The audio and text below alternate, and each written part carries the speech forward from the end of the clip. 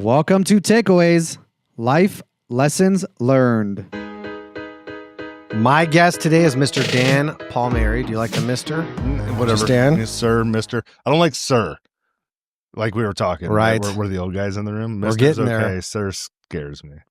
So Dan is a senior vice president with CBRE, specializing in office occupier services in the Southern Nevada market and portfolio optimization for multiple global clients. Take 10 seconds. Tell the layman who's listening, what did I just say? What do you do? I help companies lease space locally, nationally, and now globally. So, and buy space. Yeah, we're gonna head to Australia in a few months to go buy a building with a client. So That's exciting. yeah, started local and taking it global. Awesome. So you have over 18 years of commercial real estate experience because you're an old guy now. Yep. Providing specifically, you specialize in tenant representation, leasing, sales advisory services for some of the most prominent corporate clients. It's a tongue twister. Business owners, federal, state government users in the market. Some clients that folks might recognize include Tesla, Intermountain Healthcare, Penn National Gaming. Yep. Those are the bigs. I imagine there's also local companies that are private. Yeah. We just did a fun one the other day, like Campus for Hope, right? So for me, the big ones are great, but it's those little ones that 2-year deal, 2,000 square foot building, but something that's community focused. So it's What does Campus for Hope do? Campus for Hope's going to be a new development like Charleston, just by the CSN Community Southern Nevada, just south of their campus. It's essentially taken a lot of the community safety net services, putting them in one place. I believe a $200 million project. So, wow. Big community focused project, and they needed some office space, so we were able to help them out before they. So it's a huge project, but they need space, and you're helping them with a 2,000 square foot. Deal's done, man. We're done. Deal is You helped done. them with a 2,000 square foot 2-year deal. Inked last week. Which in our industry, from a compensation standpoint, we lost money the second we right. said yes to working with but them. Yes. Your soul got fulfilled. It did. Yeah. So you're an active member in this organization called SIOR. Yeah. What is that? SIOR, acronym obviously, stands for the Society of Industrial and Office Realtors. It's a global organization consisting of office industrial brokers. I've been a member going on 8 years now, but the cool history that my good friend Ken Ashley actually broke down for me. He's a longtime friend, a broker in Atlanta with Cushman and Wakefield. It was originally SIR and was started during World War II, during the war movement.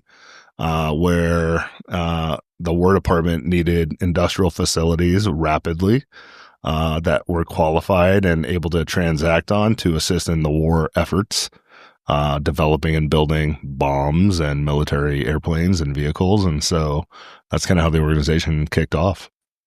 Pretty interesting, huh? I did not know that. Boom. Very recently, you became a board member with the Shine a Light Foundation. Yeah. Really excited about that. So as of, call it 2 weeks ago. So Shine a Light, an amazing team of individuals that run that organization. They are not government funded, so they can kind of keep the handcuffs off of the stuff they can do. But really what they do is they go down into the tunnels under Vegas. There's, as most people know, there's a population of just over 1,000, unhoused human beings that live below our city. And these guys go in. Everyone that works for the organization at one point was homeless. And they go in trying to create connections, create trust to eventually convince these folks to accept help and get out of the tunnels. It's about an 18-month to 2-year process of a lot of hand-holding, going to, getting them from one facility to the next, going to drug court with them, helping them sign a lease, helping them get a job, etc. And so they just had a graduation a couple months ago.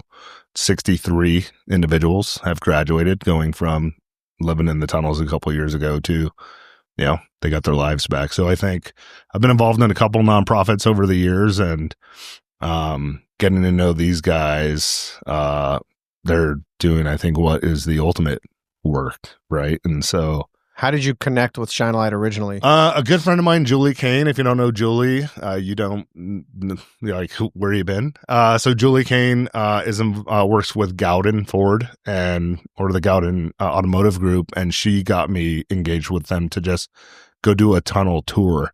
And I found that to be fascinating. Really changed my perspective on how to approach homeless people. I live, kind of older part of town, so I see more than most. And so, instead of running from it, I'm drawn to it.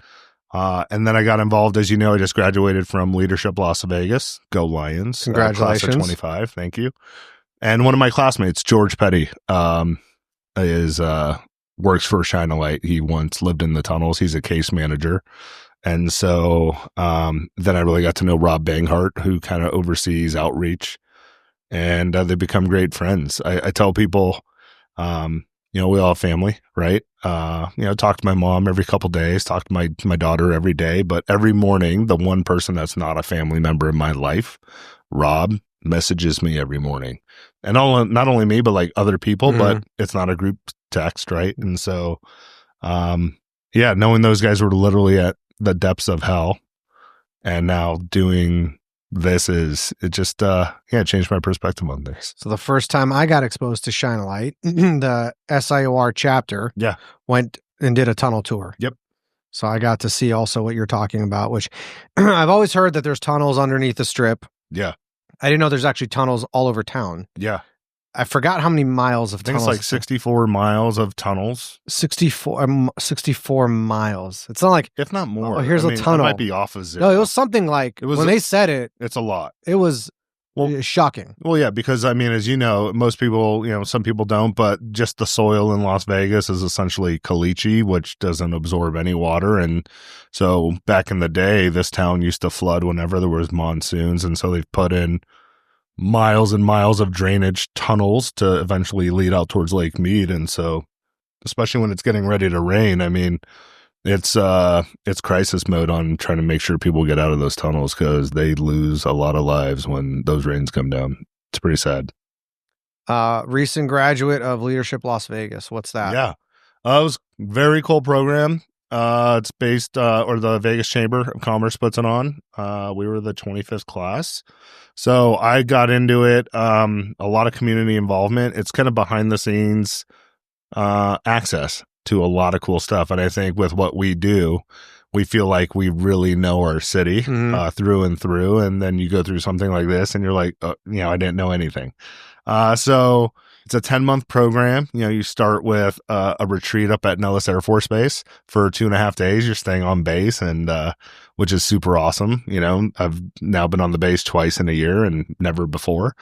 And then it's 10 months. Every month is a different subject matter, and you've got a 1-day mandatory session, but leading up to that session is a bunch of homework, and the homework is essentially really cool field trips. We went to the Nevada test site. We went to a prison. We went toured, the county jail, the coroner's office, UMC's ER, and the Liberace Mansion. Like, you can go on and on, right? The Formula One paddock. There were some tours I couldn't go on. It's a lot, but so for me, I got into it for the community aspect, the access aspect, and then I think the natural thing that comes from it, it's a class of 60 of individuals from all different backgrounds. And for me, what was surprising, I feel like everywhere we go, we know everyone. And I walked into the room and knew one person of the 60. So it was pretty awesome. Got to, a good friend of ours went through it, and he said, when you're done, you'll have 10 new best friends you have for life, 20 people you'll get together with every once in a while, and 30 you'll see here and there. And I think they say our class was pretty special. So I say we're probably teetering towards 15 to 20 that are amazing humans and truly people we would have never crossed paths with. So just today at Perspective, ran into 5 lions, right? And it's always fun to see them. Went out to dinner with a bunch of them the other night. Is lion like your class mascot? Or so that's our class mascot. But I think what's interesting at this point in our lives, this point in our careers, to be thrown into a completely new group of humans, right? That you all have a common connection with, and built a pretty trusting, non-judgmental space with, that just doesn't happen. So priceless. It's been pretty cool, but at the same time, I'm happy to get some of my calendar time back. It was a big time commitment. You mentioned preview was today. What were some of the highlights? Perspective, yeah. Perspective, So Jeremy Aguero, big economist in town. Did he depress everybody or no, he kept it upbeat, but no, I think it's, just talking about Vegas in general. I think the national sentiment right now, Vegas is overpriced, tourism is down, et cetera, et cetera. But we're a resilient town and, I think tourism, sure, numbers are down over a quarter basis. But activity, travel, et cetera, is still looking pretty good. I think, as our biggest obstacle on attracting big talent and companies here is an educated workforce. And so he touched on that a little bit, but, in relation to the economy and tourism, et cetera, there wasn't too many negative points. Not yet. We're a pretty good city. Yeah. We're a great city. Let's round out your bio. You were recognized as a rising star in 2012 by the Las Vegas Business Press, 40 under 40 in 2018 by Vegas Inc. Yeah. You and I were in the same Developing Leaders Institute class through NAOP. That was in 2010. Yep. 2017, you had the largest member-to-member transaction with SIOR, and you were the SIOR top office broker locally in 2021. You were the number one broker in 2014, 15, 17, and 18 at your previous company, Cushman & Wakefield. Fact check. Good? Yeah, the industrial market picked up, so I couldn't keep up with with those guys and the deals they were You're not competitive. No, not as much as I used to be. As I get older, I'm less competitive, I would say. You're a traveler, you're a foodie for sure, an off-roader, a marketer, a brander, an archer. You're a son, a brother, a father, a team leader. You're a professional in the truest sense of the word, and you have black toenails. Do you still have black toenails? Yeah, right now. I got to go this week and get a fresh pedicure. Yeah, it's years and years ago. Well, so my dad was from Sicily, so as a kid we'd go get manicures and pedicures. I don't understand why more men don't. It's like amazing, right? Sit massage chair for an hour and a half is amazing. And so years ago my daughter and I were getting pedicures, and she was like, "Dad, you should paint your toenails."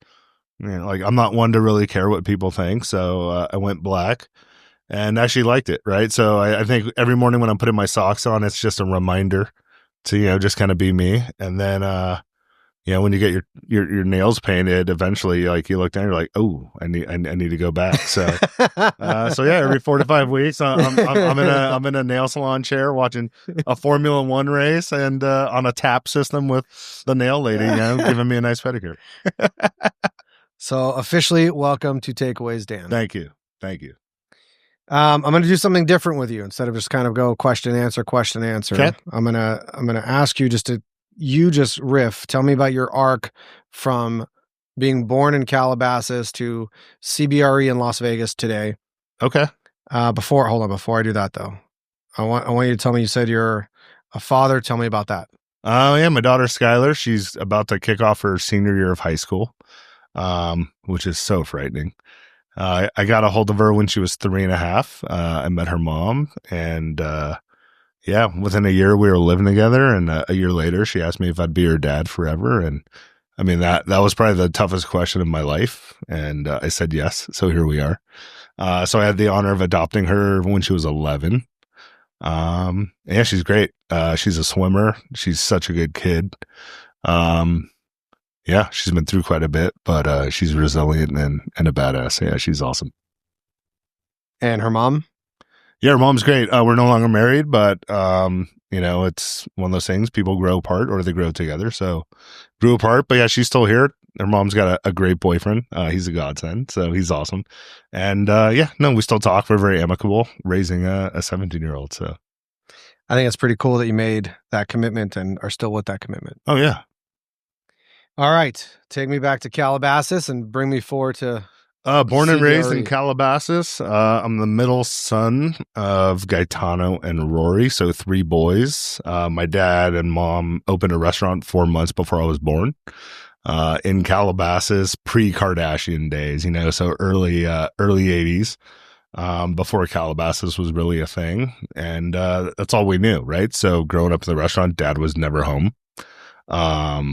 Mom raised us for the most part. We would go to Saturdays, we'd go have lunch somewhere. Sundays we'd go to brunch. Sunday nights we'd have dinner at the restaurant, and then Mondays he was closed, and we'd like typically go to sushi or something. And that's all I saw my dad growing up. And then I turned helped. So growing up like 8, 9, 10, 11 during the summer, we'd, help in the kitchen doing prep work all day, and he'd give us $20 and we were stoked. And then started like kind of helping in the front of the house. And 2 days after I turned 13 was Valentine's Day. He's like, "You're going to be the host." So he took me to Macy's. Back then it was, I think, Robinson's May or May Company, right? And bought me a suit. And thankfully it was like a preset menu, right? But it was like, 2 dinners, and this is pre-computer, kids. So, the waiters would have a, 3 carbon paper copy of what the order was. They'd hand it to me. I'd have to write the check out by hand, and then they'd give the waiters would keep track of the bar tab. And so when the table was ready for their check, they'd give me the bar tab. I'd have to total everything up, subtotal, add the tax, drop it on the table. If it was a credit card, we'd use the old, kind of carbon copy swiper, and then the cash register. No tap, right? No, don't tap. No taps. Yeah, definitely no taps. So like what I thought was just helping out ended up being a full-time every weekend of my life job. But that first night working, I made like $340 cash. And I was like, "Oh, this is awesome." That's a lot of money. And so it was a lot. So growing up there, and we were busy. I mean, we were the busiest place in Calabasas. And so for me, I had to memorize the entire menu, had to memorize how much everything cost because we would be so busy. I was seating people, I was bar backing, and writing all the checks, dropping the checks, doing the credit cards. And I mean, we'd do 300 to 400 covers in a night. And so I'd get a check to close, and it's in the stack. And so, 2 Caesar salads, $13, 2 veal parmesans, $39.90, and 3 veal parmesans, $59.85, right? Like you learn all this stuff. And so it really built my memory. And then the cool thing was, so at the end of every night being in Calabasas, I mean, it was just a who's of customers, my brother posted here that Joe Rogan came in a few weeks ago. Well, I remember as a kid, I'd be like, "Dad, the Fear Factor guy's here again," it was just, my high school had celebrities. They were just everywhere. So you quickly learn they're just people. But the cool part would, at the end of every night, my dad would be like, "Who do you want to have dinner with? Or do you want to sit down with?" And so truly, whether it was Eric Dickerson, Marcia Clark, Ron Tudor from Tudor Perini, like you name it, he would always ask if, me and my son could sit down, have dinner with you. And 90% of the time they'd say yes. And so as a kid, you just kind of shut up and listen. Right. And my dad would ask him questions, and you get to hear all these different people's stories. And so I think for me, what ended up happening is I didn't take school that serious. Right. Like my dad had no formal education. My mom didn't finish college. My dad's crushing it. I'm getting this great education. I'm making more than my teachers, and so just went head down and like realized every weekend that's what it was. When I had friends going to Big Bear or San Diego, and I get the invite, like never ever went. So did that. The only time I didn't really work on a Friday was when I was playing football. And then my senior year, my parents are like, or the start of my senior year, they're like, "Hey, we're moving to Vegas." And they'd always loved Vegas. They eloped to Vegas. My older brother had transferred to UNLV. So they go, "Hey, we're going to sell the restaurant. You can either like finish out your senior year with your friends, or you can move to Vegas." So we went and looked at Silverado High School, and the football field was dirt, and it was next to a Walmart, and I'd never seen a Walmart in real life. I was like, I think I'm going to hold back and stay here. So my senior year of high school was pretty wild. I mean, half the week I had my own place because my dad got a studio apartment. The other half of the week I lived at my best friend's house, whose parents' rule was like, "Don't get arrested." Was doing payroll, like didn't show up to first period, right? Doing payroll, going to get the bread deliveries, going to the bank. I mean, I'd have $5,000 in my car to like go deposit. So it was just a very different senior year. And then literally like graduated, went on a senior trip, and moved to Vegas the next day. Back in with my parents, and enrolled at CSN. Didn't know anyone in Vegas. I was 18 and just hated it. So I left town, went to school in San Diego for a year and a half, got all my generals out of the way. And my parents were getting ready to open a restaurant here. So I moved back go to enroll at UNLV, and they don't take any of my California credits. Don't you love that? And I was like, but Stanford, let's just start with them. They take them, right? And they're like, well, yeah, we don't. So yeah, truly re-enrolled as a freshman. I'm like in English 101 again. And I'm just like, and working full time at the restaurant. And I was like, you know what, I'll just figure it out. So your parents sold the restaurant there, opened it here in Henderson. Yeah. So it's in Henderson now. My younger brother, Nick, and his wife, Sarah, own it. But back then, like, that's what your dad did. Correct. So you're here and now you're working back at the restaurant. Totally. Yeah. But here, just not there. Correct. It was really for him, just replicate it, like go to a nicer part of town, close to, country clubs and gated communities. Cause if you're going to have a higher end restaurant, you need the clientele that can afford, the food. So yeah, rinse and repeat. When we opened up on Eastern, south of St. Rose, at the time, St. Rose was called Lake Mead, and it was 2 lanes in each direction with a light at Eastern and a light at Seven Hills. And I think that was it. And there was 5 restaurants south of Lake Mead / St. Rose at the time. So yeah, 23 years now. My younger brother and his wife took it over, and they're crushing it. I'll be there for dinner tonight, so I'm excited. What are you gonna order? He's been making my grandmother's Sicilian stuffed artichokes. I've seen that on Instagram. So, but like, this is the restaurant business. I was talking to my brother Tuesday morning, and he called me at 6 a.m. I'm like, what are you doing? He's like, headed in to make artichokes, right? Yeah. I'm just like, oh. And so that's your life. Yeah. And you're 19? Oh no, you went to college for a bit, right? So when I moved back here, I was 22. 22. Or excuse me, 20 when I finally moved back. Okay. So yeah, because I was serving tables at Il Fornaio in Del Mar overlooking the ocean to coming back here. And because in Vegas, you got to be 21 to serve. I'm back to like food running, right? So I was like, couldn't wait to be 21. And then, yeah, just started serving tables. Back then, as you know, a bottle of booze at a nightclub was like $100. So after work, we'd go out with 5 or 6 guys, and everyone would spend $40-$50. And we had a great time, and that went on for a couple of years, and then overnight, a bottle of booze went to $400 with a 3-bottle minimum. So the party was over, right? And so I was like, I want to figure out something else. I got into poker. So I started playing poker as a second job. So I'd work all day, go home, shower, and go play all night, and then sleep from like 3 a.m. till... That's a lifestyle. It wasn't bad. I actually enjoyed it. I think it's a really fun game. A lot of mental capacity, a lot of math, a lot of body language, a lot of patience.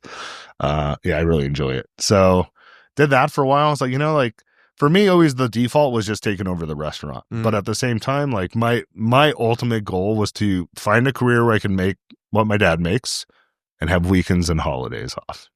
I never had that. And so I was serving tables, and these guys kept coming in, drinking Opus and Camus and talking about going to the Montage. And so I'm like, what are you guys doing? They're like, oh, we're in real estate. I'm like, but don't you have those open houses on the weekend? They're like, no, not that kind of real estate. I'm like, what do you mean?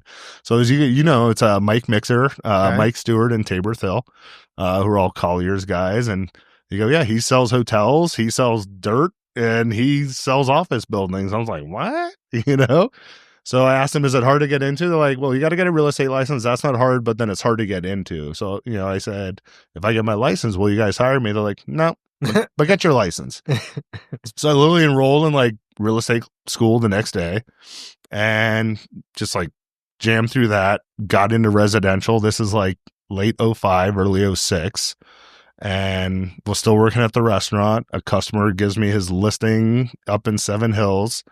And it's a Saturday, and I'm putting up an open house sign with balloons. And I call my client. He's like, "How's the open house going?" I'm like, "Not so good." He goes, "What do you mean?" I go, "We're not gonna have an open house today." He's like, what? couldn't. He's like, "What are you talking about?" I'm like, "Dude, I can't do this. Like, this is not what I want to do with my life." I was like, "I can get you someone else." He's like, "I got someone else. I was just giving you a shot." I'm like, "Okay, fair enough, right?" And so then a customer built custom homes, so I went and worked with him for a year. And he sold every house to a friend or family. So I made $0 in a year. That was fun. And so I'm working at the restaurant, talking to customers. And this one guy, he's like, "Hey, I sell apartment buildings. Come work for me." He worked at Sperry. I was like, awesome. Who was that? David Baird. Oh, yeah. Yeah. So I was like, let's go, finally. And so their office was off Sahara in the 15 by the old coffee cup place, right? The coffee pub. And so I drove there every morning at 8 a.m. in a suit. And this is like late 06, early 07, like peak of the market. And the year prior they did 10 deals. I'm like, finally, I'm going to get to work with somebody that's like doing transactions. And so I called every apartment owner in town 20 times over, right? Got a buyer. Everyone told me to pound sand. And in a year of working with Dave, we did 0 transactions. And so I'm still serving tables. The guy, you clearly didn't know it then, but looking back now, we know exactly what was going on. I mean, the market it's already turning. not even then. It was still pretty frothy. I just think it was hard for people to find deals that made sense. Got it. Right. Okay. It was peak. Okay. And so I'm working at the restaurant. Mike and those guys come in again and ask me how it's going. I'm like, horrific, And so they're like, why don't you come be our apartment guy at Colliers? I'm like, I have no idea what I'm doing. Like, none. I know to take photos of a property and walk it. Like, that's the extent of what I'm doing here. And so they go, hey, if you get a deal, we'll help you out. So I'm like, beats this. So it was literally, I moved over. Vic Donovan was the broker, and it was such a busy time. They didn't even have a desk for me. So I would go sit in Vic's office at his conference room table until he would walk in and be like, hey, kid, get lost. Right. And so finally they got a seat for me, and a customer from the restaurant, Harry Brandeis, who just passed away, just a gem of a human, gave me a listing for 208 units just south of UNLV. And so no clue what I'm doing. These guys help me underwrite it, put it out to the market, and another broker in our office brings a buyer. So I'm like, let's go. It's go time. And well, we're in escrow. Money's about to go hard, and the banks crash. And so I'm like, well, we'll get you another bank. They're like, sorry, okay, that's not happening. And I'm still fairly green to this, right? And so I walk up to another big land guy, Scott, and I tell him what's going on, and he goes, yeah, you're effed. I go, what do you mean? He goes, no one's going to buy an apartment building for like 3 to 5 years. And I'm just standing there like, what do I got to do? So I go, any suggestions? He goes, why don't you go talk to Tabor? He just started doing tenor rep and see if he needs help. So I'm like, okay. I just walked over to Tabor's office. I'm like, hey, Scott says I'm effed. I just need anyone to teach me anything, Tabor. I'll show up every day at 5. I got to leave at 4. You don't even have to pay me. Let's just figure out a split on commissions. I just need someone that's actually transacting to teach me anything. And he was like, all right. And that's how I got finally got my go. That was the quote unquote job interview. Yeah. Right. And so I worked with Tabor's, and then, got into DLI, got into NAIOP and all that. And then, as you know, right, the market just completely tanked. And for me, it was actually a blessing in disguise because I had already made $0. So I'm used to this, guys. Yeah, I mean, all of a sudden I had the choice of whatever desk I wanted to set out in the office. I mean, as you know, in our DLI class, I think 8 people left town, right? And so people were leaving town, people were getting out of the business, and here I am working with one of the 7 guys actually transacting. But because it was so slow, it gave me time to really learn the market, learn the buildings, learn the landlords. I was on every tour. I was on every phone call. And so I worked with Tabor for a little over 3 years. And then I think the hard part with our business, there's no real good playbook on how to grow and manage a team with splits as people progress, et cetera, right? Mm-hmm. We're all our own individual company within a company. And it got to a point I was still working 2 jobs. And because of the restaurant, I'm talking to everybody. I'm getting a lot of business. And to the extent that I'm basically bringing in more than he is. Am I bringing in bigger deals? No, but I'm definitely bringing in the volume. And it's just, you get to that point where you have the conversation, and I was like, hey, we need to adjust splits, and again, now different perspective, knowing on where he was in his life and his personal situations, like he couldn't make a change. And I understand that, but I had to make a change. And so I knew if I was not going to be on his team, I couldn't be at Colliers because anything that came through the network was going to go to him. So I had spoken with a mentor of mine who's in the business but worked for a landlord, just going like, what do I need to do? He goes, well, if you're going to be a tenant rep, you either got to be at CB, Cushman, or JLL. So he's like, let's run through the scenarios. He goes, JLL, Brett and Dean just moved over there, so that's not an option. CB, they're not letting anybody in there to compete with the guys that have been there for 30 years. And then there's one guy at Cushman who's kind of doing himself. Go talk to him. So I did. Went and met with Mike and made the move. And we worked together for about 10 months. Very knowledgeable guy, but just as 180 from me as possible in the way we approach the business. Completely, right? So it's just one of those things where probably where you are in your careers, I imagine. You're on the come up. He's on the tail end. Kind of coasting, right? Yeah. I'm early to every meeting. He's late to every meeting. I mean, I'm in the office at 7:38. He's cruising at 9:30. Starts working at 11. You know, and so I was like, I mean, I was still working 2 jobs. I'm just trying to like get to a career point. And so then what happened was I was like, listen, I can continue to prospect Vegas, but ultimately I moved to Cushman for a reason, to kind of be the Vegas guy for Cushman. And so I changed my focus to purely marketing myself to Cushman and Wakefield brokers around the country. And at that time we were an alliance shop, so we weren't a corporate shop. Cushman was having their national conference in Vegas, and they have a national tenant rep group for corporate guys. Not for the alliance. Not for the so alliance. Just quick pause. So in our industry, commercial real estate, there's the bigs, the publicly traded global companies. In a market like ours, we're called an inbound market, meaning there's referrals that come in from the network to our market more than there are referrals that come out of Las Vegas. That's correct. To other markets. So one of the reasons why someone would go to one of those big shops is to benefit from those inbound referrals. Like I'm at an independent company, MDL Group. Yep. I worked on, you mentioned Brett Davis. I worked on a Bank of America, 40,000 square foot lease renewal with Brett. Yep. I represented the landlord, who's a private owner, because that's my clientele. He represented Bank of America because they're represented out of, I think it's JLL out of Chicago. Correct. And if there's a deal here, the local office is going to work on it because they know the local market. Correct. And so your move, and then one more little nuance that you said.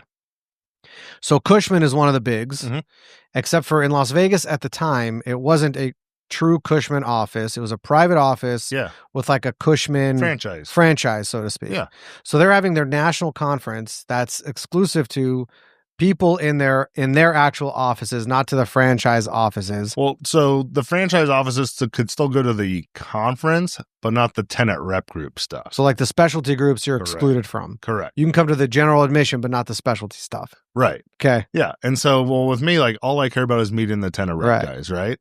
And so I call the guy that runs the group and I said, hey, if I help you organize the party, I'll bring my assistant to check everybody in. Like, can I come to this party? He's like, yeah, actually, that'd be great. So then what I did was, knowing every broker's going to have a Cushman and Wakefield business card, I spent the only $2,000 I had on getting custom made flash drives that look like the Vegas sign. And so like on the front said, welcome to Vegas. On the back, Cushman and Wakefield Commerce, Dan Palmeri. And you pulled out the little blue piece and it was like a flash drive. So that way, everyone I met, knowing when they got back to their hotel room at night and pulled out 40 business cards that said Cushman and Wakefield on them, they weren't going to remember who gave it to them. And then they were going to pull out my stupid flash drive and be like, oh, the Vegas guy. And then I followed up with everybody. And then anytime I went to a conference, I sent a mailer, right? Like, see you in Nashville and yada, yada, yada. And then one of the guys that I connected with was a broker out of Phoenix that handled the Solar City account, and they came to town, and we were able to do a very quick transaction where we had to boot the Vegas chamber out of their space at Town Square. And that deal procured enough income so I could retire from the restaurant business. So a little over 6 years of doing both, finally made enough to where. So you're burning it at both ends for 6 years? Yeah. I'm a really good napper. I'm a pro. And so, yeah, like 3-4 years in, my mom was like, why don't you try something else? I'm like, listen, like what? Nobody's hiring. That's so common when you're starting out, right? Yeah, and you're going to start from scratch. And I go, here's what I do know is when the market shifts, I'm in a good industry, right? So it was just the waiting game. And so, yeah, I just kept like, I think for me, when I committed to doing it, I just committed to not having a life. And saying no is okay, right? Giving up the fun today to create the fun later on in life. And so, yeah, I just put my head down, looked at that as basically my college education, right? And I thought it would only take 3 years. It took 6. But eventually made it out. And so the recession, kind of like COVID today, you think COVID was in 2020, it's 2020, it's 5 years ago. Yeah. But for whatever reason, when in my mind, I'm marking time on things, we went to Australia, we did that, whatever. It's like, when was that? Like COVID kind of extends the memory. it's like, oh my God, like Yeah. COVID's almost 6 years ago now. Totally. It feels like it was a couple years ago. Like the global Great Recession, 2008, 9, 10, it did that to everyone's sort of memory, especially in our industry. Well, especially in Vegas, right? I mean, we were ground zero. I mean, I think people here locally that went through it still There's still scar tissue. Yeah, 100%. Right? Yeah, that's why we don't see massive droves of development here. You know, everyone's afraid of what once happened. So, but I think it also proves to show like we have one project in our market in a default scenario, right? And that's really, I mean, the owner could have kept carrying the note if they wanted to. They're one of the largest. That was the choice. That was a choice, right? Yeah. So, I mean, they're pretty big. The day they put that into receivership, I think closed on a $30 billion fund. So it's like they could have. Yeah. So we're at Solar City. What year was that? Man, that was 2012. Okay. Solar City deal. Like I knew the deal was getting done. The just waiting on the chamber to send the check. Right. And so, yeah, I went to my parents. I'm like, hey, I love you guys. I'm giving you 1 month's notice and I'm only coming back for dinner. So, yeah. And then that Solar City requirement turned into a pretty rapid expansion for them. So we were able to do, so literally I went from, scraping by to 10x my income in a year. It was pretty wild. And now you've arrived. Now you've made it. Still trying to figure it out. No, and then, and so for me, really, I like the reason why I like 10 a rep, right? I know where my fiduciary is. I'm looking out for the little guy. Even if they're the big guy, they're still the little guy. And so do I feel like I'm leaving money on the table by not taking listings? Sure. But that's not the side of the business I like. I really like beating up landlords, right? And like you got to get along with them. You have to work with them, but at the same time, the more money I can save that company, that's a job we're saving. That's a job we're creating, right? If I can save a company $300,000 and they're trying to hire a marketing person for $150,000, like my negotiations allowed that company to progress. So yeah, I really enjoy it. So then talk about how the decision to go from Cushman to CB. So I was at Cushman almost 11 years, a great company. I have so many friends from there. I think for us, for me, it's being 10 a rep, being in an inbound market, you want to be at the biggest shop that's controlling the biggest tenants around the country and around the world. When I was at Cushman and they were doing, quarterly earnings reports and this and that, they were always talking about how CB's 4 to 5x us or them 4 to 5x JLL. And I'm just like, if you're going to do something and do it every day and give it your all, why not be at the place where you're going to be able to do it to the highest level? Do I give up the biggest splits? Sure, but I also have the most resources and actually have the resources they say they have. And I wanted to move years prior, but as you know, there's politics, local politics involved, and people that have been in a shop for a long time don't want competition coming in. I understand that. And so when they had a change in leadership here, Cassie, who we both know and adore, she called me day one, but it was a little early. So I think timing finally aligned to where it made sense to make a move. And we're coming up on almost 3 years now. I love it. It's a great company.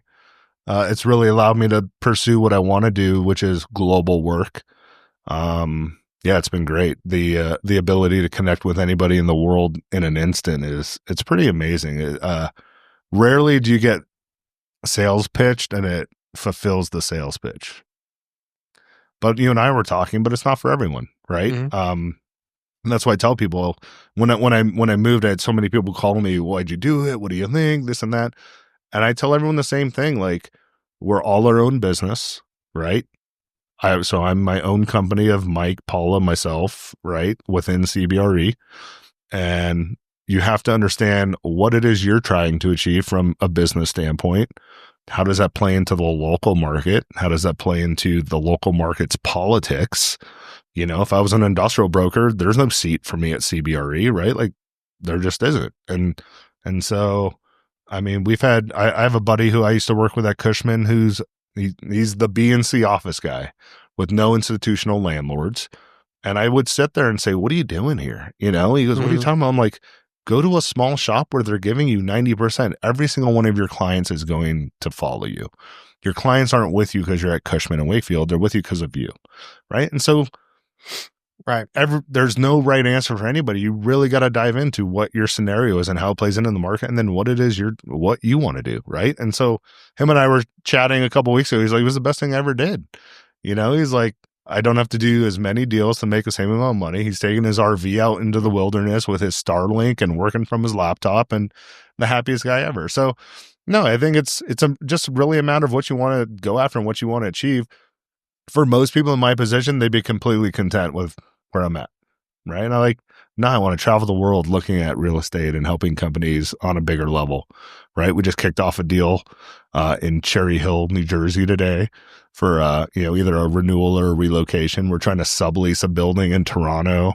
Did a cool deal in Colorado Springs with a DOD contractor. So it's like, you're getting to do some cool stuff outside our borders now, which is pretty fun. Nice. Page 2 here is questions that I have about everything you just talked about. Before I do that, I ask everyone this same question. What's been the single most influential thing or event in your life that has shaped you the most? I think for me, it's really shaped my perspective over the last couple of years is my dad passing away, right? Coming up on 6 years. And, his What? Crazy. Wow. Next week. That fast. But his last words were, I don't want to die. I'm not ready. And so, after that, I learned to live life on my terms. If you're in a relationship that's not working, do something about it. If you're somewhere you don't want to be, do something about it. It's our journey, right? And so, I don't care what people think. It's my journey. I don't care what you think. I care what my daughter thinks and my mom thinks. That's about it, right? And so, we got one go at it. So I've learned to say no through that big time. I actually got a call yesterday. I got nominated to be the president on a board here locally. And I'm like, yeah, I'm good. So I've learned, so with that, one of my favorite sayings that I heard a couple months ago was, if it's not hell yes, it's no. Yeah. Right. And so, people are like, you're always out having fun doing stuff. And I choose to just try to create as many experiences as possible. Right. We're going to die. Could be tomorrow. So, have fun with it. So let's go back to Calabasas. And I'll ask some questions along the way from stuff. So I understood correctly. Your dad at the restaurant would say, who do you want to have dinner with? Yeah. What do you think? Why would he do that? Was that a deliberate thing he's doing? Is it? Yeah. Yeah, totally. Right. I think for him, he was trying to expose my brothers and I to as many different people as possible. He came from Sicily with nothing. He was living the American dream, and his goal was to create a better life for his kids than he had for himself. And so, and to have the access to these brilliant people. The CEO of Countrywide would eat lunch at our place every day. Right. And so I had many meals with that guy, and you don't know it when you're a kid, you're just sitting there listening, but you start picking up little nuggets, hearing consistent kind of feedback and stories. So for me, that was I'm a podcast listener, right? Mm-hmm. That was kind of listening to podcasts, but it was long form. It was long form conversation in real life as a 13, 14, 15-year-old. Once I turned 16, I would, I got my car and I was out. But my dad, after work at 13. Because you had to wait for him to be done anyway. Well, not only wait to be done, but, a couple times a month, we would then go to Encino to his buddy's place, Monteleone's. And it was all these cronies hanging out till 2 a.m. They had jazz in the corner. And I'm here. Here's a 15-year-old kid in a suit hanging out with all these 40 and 50-year-old guys. It was a very different upbringing. And your other two brothers worked in the restaurant with you? Yeah, we were all slaves. So this is classic though, immigrant. 100%. Yeah. Right. It's just the way it is. You didn't have a choice. So my older brother, obviously he started it first. And then once I started working, he kind of got his driver's license and he took off, started going to parties, and we were in high school and he had a good time. And I really dove into it, as did my younger brother, Nick. So, but we all grew up in it. When my older brother moved to Vegas, he worked on the Strip. He only worked at our restaurant for a little bit, but he worked at big restaurants on the Strip. He worked at first at Zeffirino at the I Venetian. remember Then that. he opened Alex at the Wynn. And then the last place he worked was Cut. And he does financial planning, life insurance. So So he's out of the restaurants. he's out of the restaurant as Was well. he the first one out? Yeah, I mean, we were both same thing. I mean, he was working both jobs for years and years as well until the financial planning took over.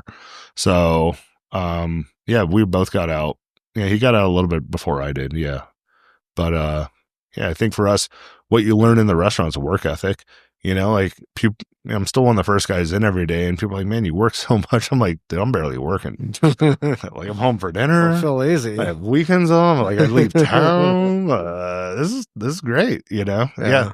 Nothing's breaking. Don't need to worry about the dishwasher breaking or the ice machine not working or the cook getting arrested because he went out last night. Like, there's just, bro, I mean, the stories are unbelievable. So let me ask this, and I'm going to ask, like, what's the wildest stories? How did your dad decide, like, you're the host, and I imagine he had different positions for your other brothers? No, we all kind of were in that spot. I mean, so especially back in Calabasas, it was 5 waiters, all immigrants, a busser, a bunch of bussers, and a food runner and a bartender. So the only spot was really the host. Like, my dad never hired Americans, like, ever. You know, it was my entire upbringing was supported by immigrants. And so, no, that was the only job that we had in there. Like, and we weren't old enough to bartend and not good enough to busboy, you know, and great at folding napkins, you know, really good at that. But no, it was. How old were you when you first got to chop? Like food? Yeah. Oh man, You said food prep. Yeah, like 8, 9, 7, 10. 8. Serious? Yeah. I mean, as far back as I can remember, like the first thing my dad taught me was how to make him a macchiato, and I mean, I was 4 or 5. So yeah, as far as I can remember, we were in the back prepping and doing stuff and peeling potatoes and yeah, you throw on an apron, you're all excited, and then like hour or 2, you're like, I want to go play with my friends. Yeah. You know? What's the wild restaurant story that you can remember? Oh, I mean, wild restaurant story. I mean, you've had weird ones with fights. I think the coolest one was back in Calabasas during the OJ trial. You had Marsha Clark at one table and Robert Kardashian at another. You know, and the place was just buzzing crazy. I mean, so like stuff like that's super cool. I mean, I don't know. It's just the restaurant's wild in general. You've got fights break out of nowhere, and you're like, how, like at a nice restaurant. Yeah, like what's going on, people? You know. Yeah, my brother had an 86 lady a couple months ago. She's been coming in for 20 years, and he caught her on the camera pouring her own wine out of her purse into the like. What are you doing? You know, just it's so weird. I mean, like nothing surprises you. She couldn't just say, "I'm bringing my own wine tonight." Man, and and you're like, how long has this person been doing this? Right? I mean, war zones in the restroom from people having accidents. And you're just like, I mean, you can go on and on about stuff. I mean, you don't miss it. We had a guy in the kitchen years and years ago just cutting a wheel of cheese and slit his wrist, right, and didn't want to go to the hospital because he didn't have papers. I mean, this was back in like the 90s, and I mean, you name it, right? Like I always say in the restaurant, if nothing's wrong, something's wrong. Yeah. You don't miss it. Doesn't sound like. I miss the people. Yeah, I don't miss the work, but like especially like when you're in a place for so long. I mean, we've seen people go from dating to now they've got kids, right? So dating, engaged, married, they have kids now. The kids are having kids, or the kids are off to college. So like that's the cool stuff. So you're there for people's celebrations. You're there for their their funerals, their weddings, the kids' births. So when you own a restaurant, the restaurant's your home. Mm-hmm. So people are coming to your home. Right. I mean, your house is a bed, a toilet, and a shower, and a couch if you want to take a nap. But like, you live at the restaurant, and so it's I miss the people. They truly become family. Yeah. Your professional story, the thing I love about it. So I had a mentor when I was at NAI. There was a guy named Bob Scullin who was NAI in Southern California. He was a CEO of 16 offices, 250 brokers. And he said this thing about when you're starting in the business, you want to think about who you want to be like in the industry. Mm-hmm. And then he said, like, do as they did, don't do as they do. it took me a little bit to process that and what does that mean. So get curious about what they did back when they were in your shoes and do that. Don't look at them now Right. and try to do what they're doing now. Like there were dues that were paid that you're not seeing. Yeah. You know, the easy anecdote is golf. If someone golfs a lot, it's like, don't think to be successful in this industry you have to golf a lot. Learn and figure out, be really curious. What did they do? Do as they did, don't do as they do. And hearing your story. So first you got curious about what kind of career can I get into to have the lifestyle I want to have. Yeah. The earnings and the lifestyle. You landed in commercial real estate, but you didn't get there. You didn't fall on the mountain, so to speak. They said, start with getting your license. You got your license. The residential, the balloons. When you said that, I got the image of you like bending down. And so residential, I can still picture it. Yeah, knowing it's not for me. The home builder thing, it's like, if this didn't work, just keep moving forward. That was what was in front of you. You took that opportunity. Didn't work out. Apartments didn't work out. But those sets of dues that you paid, that Mixer and Stewart and who else was it? Tabor saw. It's like, okay, well, at least he's showing up and willing to do something. And then still showing up to work. Come over here. Yeah. Come be our apartment guy. I don't know what I'm doing. Yeah. It's all right. Yeah. I didn't have a desk part of your story. And I think about, I could say kids because I'm an old guy now. I think about kids today that, hey, I want to get into commercial real estate. Can you? Right. And there is a sense of entitlement. Yeah. They get salaries. Yeah. Do you have a draw? A what? My draw was working for Jared's dad backstage catering at MGM in Mandalay Bay. Yeah. That was my draw. That's one of the things that I had to do to make it from one step to the next. Well, there's a couple young guys in our office now, right? And I was chatting with one of them the other day, and he's 26, 25. He just went from research onto a team, and he's, asking my advice. And I was like, what do you do when you leave here? He's like, what do you mean? I gotta go home and have dinner. I was like, well, why are you leaving? I mean, knowing what I know now, had I been getting a salary to do my job, and B, had no other obligations, I would have doubled down. I would have slept at the office. Yeah. Yeah. Without a doubt. I tell people like this industry, you're not going to make any money for 3 years. You might here and there, but like don't expect any 100%. Meaningful money for 3 years. So figure that out first. Yeah. If you don't have a way to support yourself, find a way to support yourself, but it's 3 years. Yep. I'm just setting it. I really sell the job, by the way. Yeah. It's just that you're going to get punched in the stomach. You're going to get kicked in the teeth repeatedly for those 3 years. Yeah. You're going to be constantly drinking from the fire hose, like second guessing everything you're doing because you have no idea what you're doing. And the more you learn, the more you know, I have no idea what I'm doing. Right.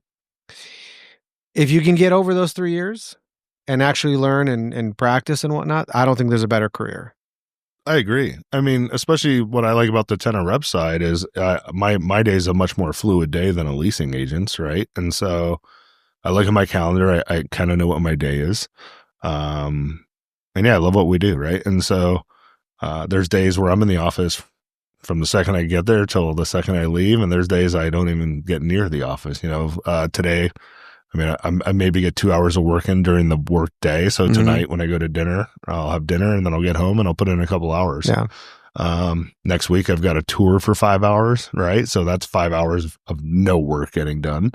But I just love the difference in stuff. Today was, going to an event and then this. And so what I hated about the restaurant was the same thing every single day, except for the people. and our job, it's different every single day. And not only is it every single day that's different, like, and the other thing too, like the restaurant, the people are different, but the menu is consistent. Here, it's a different menu and different people on every single transaction. Yeah. Yeah. So it's always keeping you on your toes. You're always learning on every deal. You think you've seen it all, and then like you said, you haven't seen anything. Yeah, there's some fun stories out there. So I think about like Shark Tank and everyone who's standing in front of the sharks and they're telling their story. It's like, that's what we do. Yeah. Like you talk about, you're a company within a company. Mm-hmm. I tell young people like, you are not coming to MDL Group or CBRE. You're the CEO of Dan Palmeri Enterprises, Right. and you're aligning with one or the other. Correct. And whatever you hear on Shark Tank, these founder stories about how they had to be scrappy and resourceful and sleep at the office and make it happen. They're their last dime, and they one more call, and that's what we're doing. I mean, this truly, is entrepreneurship. If my dad didn't own a restaurant, I don't know how I would have eaten for years. Yeah, there. And thank God he did, and it was a good restaurant too. So I was like, I got no money, but the Osobuco sounds amazing today. But well fed. Well fed. So let's talk about me and you for a second. Yeah. So you and I didn't get off on the right foot initially. Yeah. What is your take on what and why? Are we talking about our deal? Before the deal, like even earlier than that? I don't know. I mean, I was thinking back when we talked about this. Like, I don't know. I think, I don't know. I think we just rubbed each other the wrong way, right? We're type A personalities, and I don't know, right? I think we just kind of we did this a little bit. I can't remember like an event or a thing or whatever, but there was a friction to say the least. Yeah. I don't remember like exchanging words about it or saying anything, but there was a thing, and it was like, that was there. I can't remember why. Now, I heard you on a podcast. Okay. And I thought it was Michael Bull, but I think it was a Duke Long podcast, and I don't remember what year this was, but we're probably in a long time ago. DLI, we were together in 2010. Yeah. So it was after that. Okay. So DLI is probably when we were whatever. Yeah. Not what'd you call it? Or we just butting heads. Whatever. It wasn't even that. It was just riffing. It was like I take the dog to the dog park. Sometimes he walks up to dogs and like it's great. Sometimes they just both go the other way. Yeah. It was one of those things. Can't explain it. No one barked, no one bit, but that's what it was. But then I'm hearing you tell your story. Everything you just talked about. Okay. Dad's an immigrant. You grew up in the restaurants. The way you think about our business from an entrepreneurial, like I'm me, I'm at the, like there were 7 things where you're like, I am, like we might as well grown up in the same family or related. My dad is also an immigrant. Yeah. I grew up on construction sites. We'd all go out at the same time. You were talking about when the bottles were $100 and then they jumped. Yep. Everyone would go to Jared's house. I'd sleep on the couch for 2 hours. I'd get up and I'd go clean the construction site because that's what I said I would do. Yeah. That day. There were so many things. I'm like, why are we beefing? And again, not like where our worlds collided, but it was like there was just something always in the air. Yeah. So we went to lunch. We just said, why are we beefing? No reason. And that was it. Yep. I like to bring that up because our industry is interesting and there's, call it egos, call it whatever. But it's like with most other things in life, we're more alike, I think, than we are different. Now let's talk about this deal. Okay. This is an example in our industry where 2 colleagues can get triangulated. Yeah. That's how I think about it. It happened to me like separately a few times, but in this instance, we'll spare the names to protect the innocent. Fair. I was called by a building owner. Yep. Call it not a friend of the family, but very close to the family. Yep. So my father-in-law said, you should call my son-in-law. He can help you with your specific problem. The specific problem was the guy had a largely vacant property and there was a specific tenant he targeted, which you represented. Correct. So I'm on the phone with this guy and he's giving me his spiel and he said, great, I want you to represent me. I'll pay you a full fee. Get me this tenant. Okay. My dumbass didn't get anything signed. Correct. I mean, friend of the family, give me the whole thing. Great. So I call you. Yep. Give you all the information. You look at it. Your tenant looks at it. Your tenant decided not a priority, not right now. So deal's dead. Correct. This particular owner didn't stop. Yes. Kept in touch with you, kept in touch with you, kept in touch with you. I think he got in touch with the tenant directly. He created enough leverage, the way that I remember it, that if you don't take this, I'm leasing it to your competitor. Correct. That raised it in priority. Yep. Deal gets done. I was working with that tenant with something out of this market. Yep. And I'm in a meeting with them and they were so excited about this deal that they just got done at that building. Yes. And they're talking about it in the meeting, not knowing that I had a connection to it. And here I am learning that a deal got done. because I contributed, I'll say. Okay. Dan got a commission, Hayim got nothing. Yes. And how do you think I felt? Yeah. Ooh, I was livid. Now, this is where it gets fun. Mhm. Who should I direct my anger at and to? That's what we should talk about. Okay. In this instance. Yeah. This is a real life story, but like as two real estate professionals. Totally.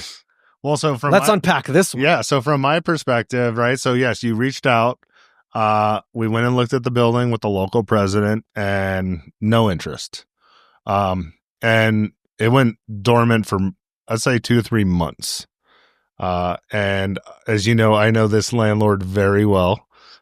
Literally met him the first week I moved to Vegas, and he gives me a call going, "Hey, I'm in proposals, getting close to a lease for half the building with your client's direct competitor. I don't want to break the building up. I want to lease the whole thing." And I said, "Well, doesn't Hayim represent you?" And he said, "No, I don't have a listing agreement with Hayim. I've got a real estate license. I represent myself." And from my standpoint, that's the only box I need to check. And we had talked about it afterwards. Should I have called you? Probably, right? I still look at it like my fiduciaries to my client, right? And it's not my responsibility to ensure you dot your I's and cross your T's. And yeah, he was, as you know, he is a very pushy landlord. Did a great sales pitch to my client, and yeah, we got the deal done. And so yeah, when you called me, I go, I mean, I understand where you're coming from. When you presented it, it was a no, right? And I think if it was a couple of weeks later, we're having a very different conversation. But yeah, I think enough time had passed, and the first question I asked him was, "Where's Hayim?" He goes, "He's not my broker." Yeah. Okay. So our brokers had to get involved because I wasn't the broker, you weren't the broker. Right. So we marched down to your office. My broker at the time was directing the venom, so to speak, at you. And I sat there quietly because that's the only thing I really could do. Your broker said, "Wait a minute, the building owner seems to have a Teflon suit on here. Like, why isn't my broker, like, why is it all coming to you?" Yep. I didn't think it was your responsibility. You're not the one that is supposed to compensate me here. Right. But I had to sit there and kind of go through the motions. Ultimately, we came up with some arrangement with the landlord. I got what I like to call a kiss on the cheek. You got a full fee. And now it's like, so what's the learning here in our industry? We have this thing called client control. You had client control. Yeah. I clearly did not have client control. Yeah. I didn't get anything signed because I went on good faith at family friend, this, that, and the other. He clearly had other ideas. Right. I was a lot younger, obviously. I'm like, no, this is like a professional owner. Like, of course, they know what they're saying. Totally. Full fee might have been to him. Let's just say it's 5%. I'm paying 5%. And in tenant rep at the time, that's a 5%. So if I'm paying a full fee, where's it going to go? Right. So a lot of good learning. Yeah. Yeah. So like we go to like what you said, fiduciary. Yeah. You didn't owe me anything. No. You didn't owe me anything. Yeah. In that scenario. Correct. It would have been nice to have a heads up, but Yeah. you also didn't owe me that. Right. Well, yeah, I think from my standpoint, my job is to my client to get that space for them, right? It's not my responsibility to determine what the landlord's relationship is with his broker. Period. And ultimately by me giving you a heads up to engage you in that process while we're in the middle of negotiating probably doesn't help my client get a deal done better. Right. But yeah, so I gotta say, it's the last time that's happened to me. And that was probably a decade ago. I wanted to talk about this because this is an example where I could have written you off at that point. Sure. And what would I have gained from that? And really, if I'm looking in the mirror, like I said, like you didn't owe me anything. That was like that person, the owner of the building. I could be all sorts of upset with him and his integrity. Sure. But not you. And now I haven't done a deal with that guy since. Right. You and I will likely do deals from here forward. Yeah. And I mean, here's my take on it too. I don't care what you think about me, Hayim. Yeah, like I just don't. And that's just not you. That's Mhm. really everyone, right? I'm just here to do my job. It's funny. I was when we were at Perspective today. I was talking with a good friend of ours, David Inman. He's a developer in Mhm. town, and they were talking about how so much of the population couldn't throw together $1,000 if they needed it today, right? And I asked David, I go, called the 1,000+ people sitting in this room, if you told any and all of them they could retire today, how many would? And I almost think all of them, right? And so I think so many of us are just working in a job just to work a job. There's no passion behind it. There's no excitement behind it. Um, yeah, we're all just kind of going through the paces of life, right? To get to what I don't know, retirement, old age, death. I have no idea, right? And so I think with my dad passing, it's just I look at it differently. Like I really don't care what people think. Do I try to do my best and be the best human and professional I can be? Without a doubt. Am I going to make mistakes? Without a doubt. I read the Daily Stoic every day, right? So like when you're going to reflect on how you should be reacting, that's purely on how you want to feel about it, right? Like I'm going to feel how I want to feel about it, and however you feel is of no interest to me or concern, because that's on you to determine how you want to look at me. Does that make sense? Yeah. Yeah. It sounds like you're saying, like, in what you're saying is like, I don't care what other people think, therefore I can act how I want. But that's not what you're saying. Correct. Like It's not like you're going out of your way to piss somebody off, so to speak. not at all. But what I'm really saying is how someone chooses to take me is their choice. And I'm not going to do anything to convince you otherwise. Mhm. Right? Like I'm going to be who I am. So like for an example, like when you're a young agent on the come up and you're making noise, like you're putting yourself out there, yeah. you're hustling, you're doing the deals, and maybe some more established agents looking at you like, who the hell does this guy think he is?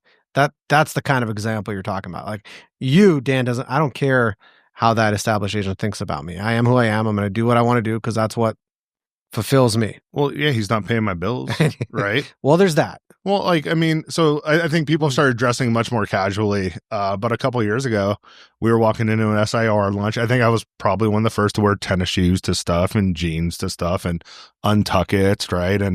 And so this gentleman that we both know very well, I walk in and he goes, "Man, we're mighty casual today, aren't we?" And I said, I really hate to break this to you, but you're like pretty close to the bottom of people that give a shit about what they think about what I'm wearing.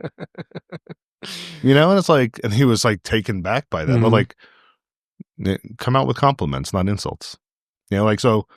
Oh, I see. So you met him with what you thought. Okay. I always tell people, I'm going to follow your lead on where this relationship goes. I'll let you dictate where we go with it. I like to be friends with everyone, as you know. Like, I don't like conflict. I like having good days. I have no enemies, right? Because if you think I'm your enemy, well, then we're not really friends anyways, right? So, like I think so many people are so worried about what people think about them. I'm not. Like, how did you get to that place? Have you always been that way? No. Did you have to work on it? Without a doubt. Yeah, without a doubt, right? But I just think it's again, for me, it just goes back to, like, I tell people this. I truly feel this is the last conversation I could ever have. Every conversation, right? Like, we lost a dear friend, Melissa, a couple weeks ago. She got in a Uber and got hit by a train. Like, that's crazy. Our friend Billy Scupa, right? He was my daughter's soccer coach. He went to Mexico on his anniversary and had a heart attack in the pool. Like, you just never know, man. And so I think I've really learned to, like, eliminate the noise, like, I don't care I just don't care. I just want to do a good job. I want to be a good dad. I want to go on cool trips and have a lot of fun. I want to smile as much as possible. I want to eat really good food. I want to see as much of the world as possible. And I want to, like, crush it for my clients, right? Like, I really have fun with that. But, I hope to live to be 90, but I know I could die today. It's kind of how I approach it. Interesting. That's where it comes from. Yeah. You started with Tabor. Yeah. You worked with the other agent for a little while. Mhm. You were on your own for a bit. Mhm. Now you're leading a team of 4 people. Yeah. It's a lot of responsibility. What are some takeaways from solo to team and everything in between? Well, yeah, I've had solo, I've had teams, I've had different business partners. You've had, so like you went to Tabor and said, teach me. You've had people come to you and say, teach me. Yeah. Some are not with you anymore. Right. Again, I think there's no playbook, right? I think the business is really changing, especially at CBRE, where we've got a bevy of really talented, trained transaction managers that are on a salary. And so I think traditionally, as we want to grow our team, we're always looking to grow the next broker. And I think that's a broken model, because much like me being on Tabor's team, I think he hired great. But also there wasn't a structure in place to give me the growth pattern I needed to understand what it took to stay and grow on that team. Right. And so when it's like, sorry, that's not happening, like, okay, see you later. And he just wasted 3 years of time, effort, and energy. Right. And so, yeah, I've hired people where I've put years and years of time, energy, money, training into, and that doesn't work out. So I think hiring is guessing. Right. I think really trying to have open communication with your team is very important. It's hard to manage other people. It's hard to manage yourself. It's a very flowy business, right? You go from having the worst day to the next phone call. You're like, yeah, let's go. And so, there's a lot of emotion involved in this business. And then on top of that, a lot of money. And so I think when there's a lot of money involved, emotions get even more escalated. So yeah, I think it's hard to navigate. I think people jump into relationships from a business standpoint too quickly. I think the bigger thing is with business relationships, much like, a partnership or a marriage, in my opinion, you should have some sort of separation agreement, right? A prenup is a separation agreement. A agreement with your partners is a separation agreement. And you hope to never need to, look at it, but at least you're both in the right mindset and in a positive mindset on the front end and discussing that stuff. Where, when teams don't work out, or like, I've been on teams where it becomes very inequitable. So trying to figure out on, if you have a 2 or 3 year stint where you're crushing it and your partner's not, you have to figure out how to adjust for that and have those conversations, because otherwise they don't work out well. And so a lot of transparency, a lot of dotting I's and crossing T's, and paperwork. Right. And so, we all think everything's going to be rosy and you're never going to need to look at that stuff, but you do. And we've seen guys that have been partners for 30 or 40 years split up. Right. And so people, like I said, people grow together, people grow apart. And so, yeah, I think in my 18 years of being on multiple types of teams and being solo, it's really about trying to find someone you enjoy working with every day. Same focus and mindset on where you want to take the business, and also same energy, same input. It's hard to show up at 7 a.m. every day and leave at 6 when your partner's showing up at 9:30 and leaving at 4.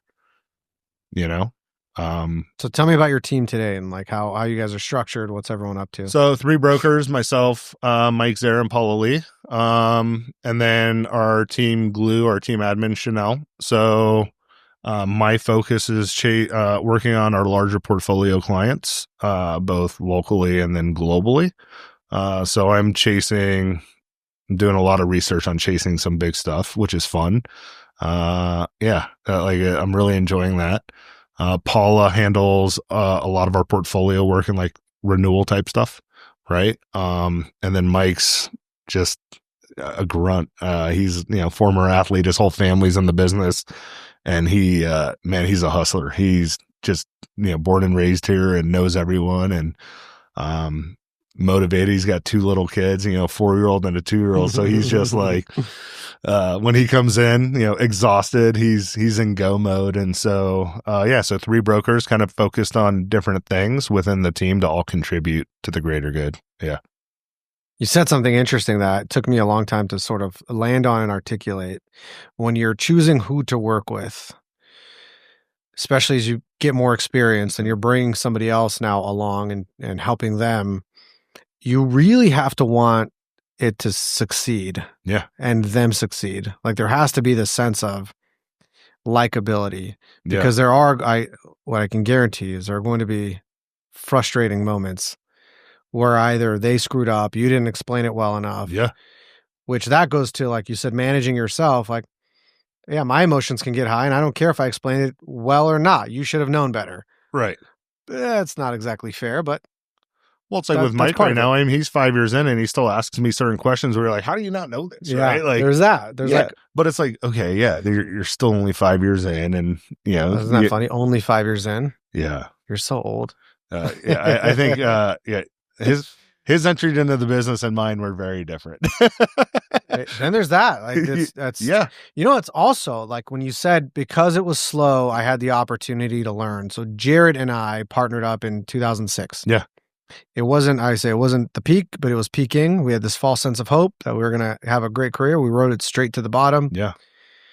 We had also really good mentors, but we had the time to do all the seminars. Right. Like there was this thing we got in the fax machine, advertisement for a Sterling education series that gave us continuing education. So we're like, oh, that looks interesting. It was probably it was one of the most impactful things that I've done. It was an all-day continuing education. It was mostly attorneys and some brokers. Like Avis Higbee was there as one of them. There was another attorney that I'm still in touch with. They went through a retail lease, an office lease, and an industrial lease. One took the landlord's position, one took the tenant's position, and they walked us through all the different clauses and why they're there, and why you would want. What's the battle? Like if I wanted to replicate that today for any of my agents or anybody, right? Where would I even find that? That is like. I think back to that day, like there was literally an advertisement on the fax machine for continuing education. We're like, let's do this. Looks good. Yeah. Because we had the time. Right. Yeah. No, it was a lot of self-educating. I remember buying this book that was like this, they called like real estate development. I might have that in my cabinet. And just going through it. Right? I think it was a ULI book. Yeah. And, it was literally self-educating. I using pre-Google, I think, every commercial real estate book I could find. Well, now there's chat. And order. Now there's chat. Could you imagine? Yeah, no, it's, I did something on chat the other day that was so easy. And I was like, I've wasted so much of my life having to copy and paste these links into spreadsheets. And you just did it in 10 seconds. It's so frustrating. And like, also, what is it? What did you do? Chasing a portfolio of like 145 national locations. But it's a ton of subsidiaries. So like on their website, copy and pasting into a spreadsheet. Right. And then I was like, I want a Google Street View to each of these locations so I can pull it up and know what the building looks like. So I uploaded to ChatGPT and I was like, hey, take this spreadsheet, create a new row with a live Google Street View to each location. It turns out a file in 10 seconds. I click on it. It opened Google Street View, but it was a black screen. Mm-hmm. So I write, hey, like it opened Google, but it's a black screen. It's like, oh, I'm sorry. Let me fix that. It sends me a new file. I open that. The same thing happens. So then I just took a screenshot and said, this is what's happening. Third try, 145 links, totally functional, 30 seconds of work. Do you do a little spin in your chair? I'm just like, what is going on? That's amazing. So, so cool. And it works. So what's interesting, we're all diving into it with how it works. Right. We're all playing with it in very different ways. Another guy in our office did some really cool stuff on the retail side. And you're just like, there's no way that's that easy. I think with that, right, as the more we're using it, the more I'm concerned for my business. I lease office space to people that have employees. You think so? Where are you concerned? Concerned on what jobs go away, right? At what point do they go away? Because again, like we lease office buildings to people, and if you don't need people, you don't need much space. So now I'm like trying to figure out what my second career is going to be or my third career. And then secondly, I think people stay in the office that are now chat enabled or AI enabled. yeah. Yeah, but That's where I think it instead of goes. needing 200 people, you need 20 people, right? I mean, yeah. Maybe. Especially on the call center side. Call We're centers seeing that for in sure. other markets, especially in other markets we're seeing it. So, yeah, right? And we're a big back office market. And it's like last week I was saying there's not a lot of big call center users, and then the next day we got a call for one. So it's like, how big was it? It's 50 to 60. That's big. But it's also one of those ones that's looking at multiple markets and knowing that Vegas has performed better than other markets. I've seen what's available in other cities, and there's great options, right? So I'll be shocked if we get it, but it'd be nice to get it. That's a big one. Yeah, that is a big one for Vegas. So no, that concerns me. And then also it's like, yeah, trying to figure out how I'm applying it to my business and what does that look like for the future makeup of my team. Mm-hmm.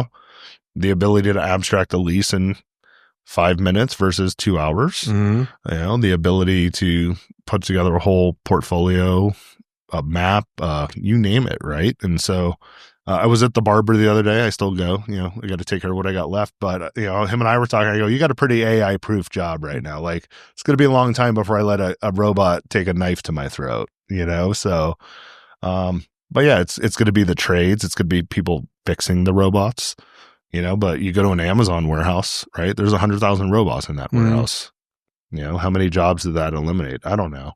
So yeah, I mean, and then as I have a daughter going into her senior year and we're looking at colleges and, she's into forensics and criminal justice. Now I'm asking AI, how is it going to take over forensics and criminal justice?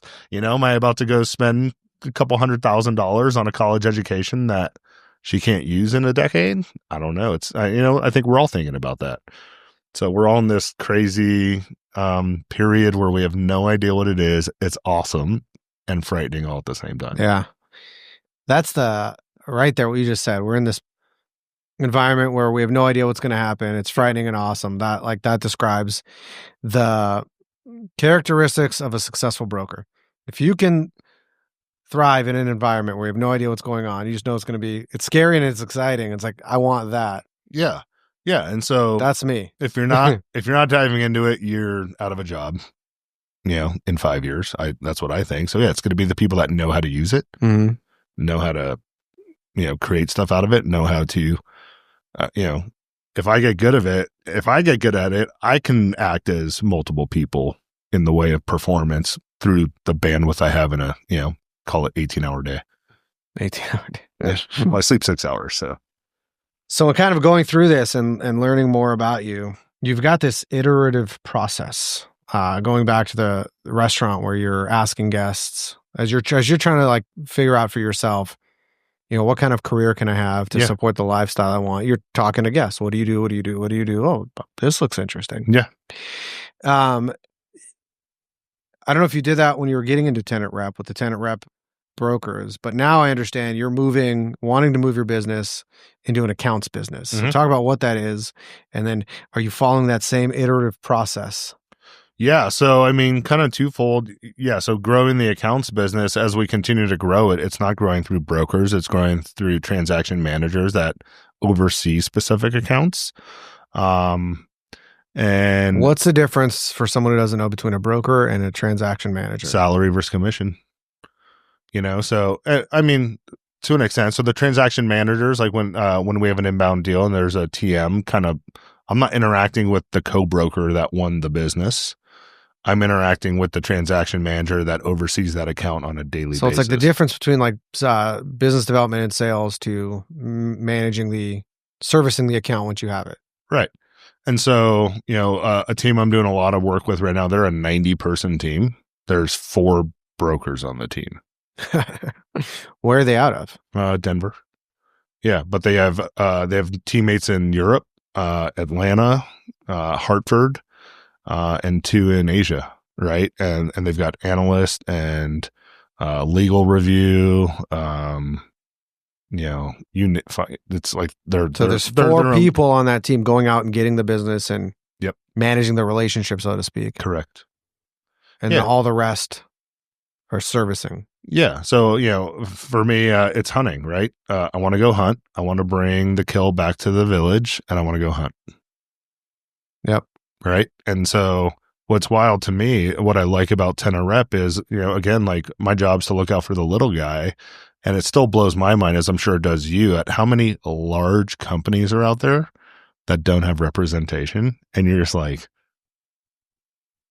and their excuses blow my mind too. What are some of the reasons? Well, like especially larger national companies. I mean, we're chasing this bank, and they're like, we just like the local relationships. We think that's important. And I'm like, like we know Guy Gugino, right? Like Mm-hmm. whether Guy gives me his business or not, I'm calling him if I have a client that needs SBA stuff. Like just because I didn't do your deal doesn't mean I'm not gonna. You're not my, top 3 SBA guys, and so, so trying to overcome that. I think also you have folks internally on the real estate side that are afraid they're going to lose their job, where in reality we're helping them look even better to their company, right? We're alleviating a lot of the stresses they have on a daily basis.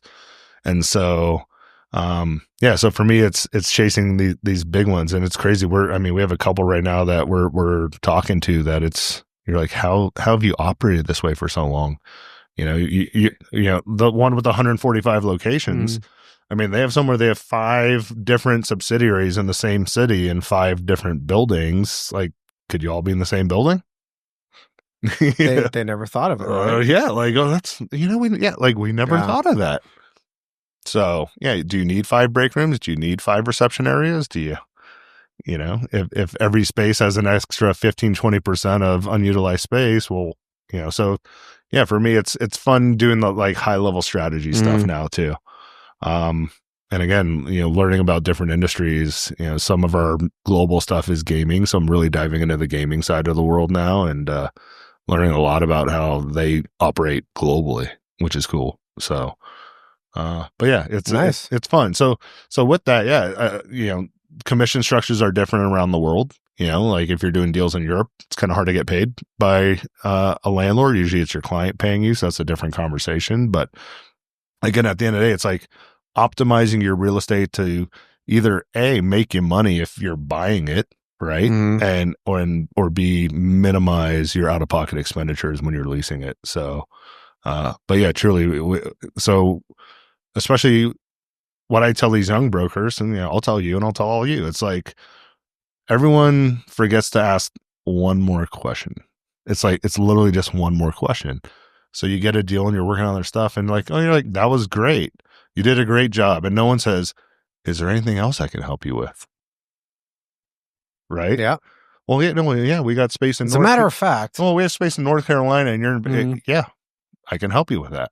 Well, you can, and so instead of going to every city and trying to find a broker in every market, you just call us and we'll take care of the rest. And, we keep track of your critical dates and all the important stuff. Like, make sure you're getting your tenant improvement reimbursements.